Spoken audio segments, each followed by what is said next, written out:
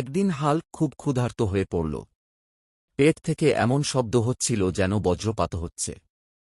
সে ভাবল, চলো আজ বাজারে গিয়ে ভালো কিছু খেয়ে আসি। হাল্ক ঢুকে পড়ল বিশাল এক বাজারে।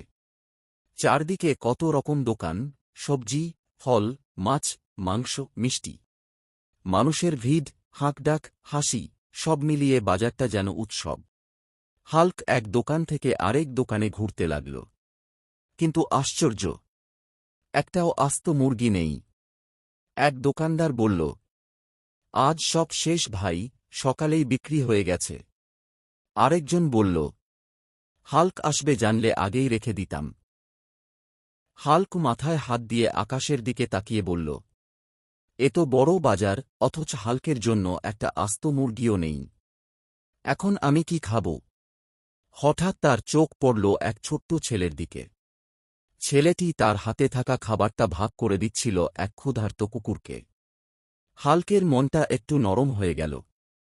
সে বুঝল, শুধু শক্তি নয়, ভালো মনও আসল শক্তি।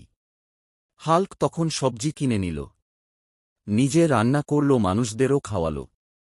সেদিন বাজারে সবাই বলল, আজ হাল্ক শুধু শক্তিশালী নয়, সবচেয়ে ভালো হৃদয়ের মানুষ।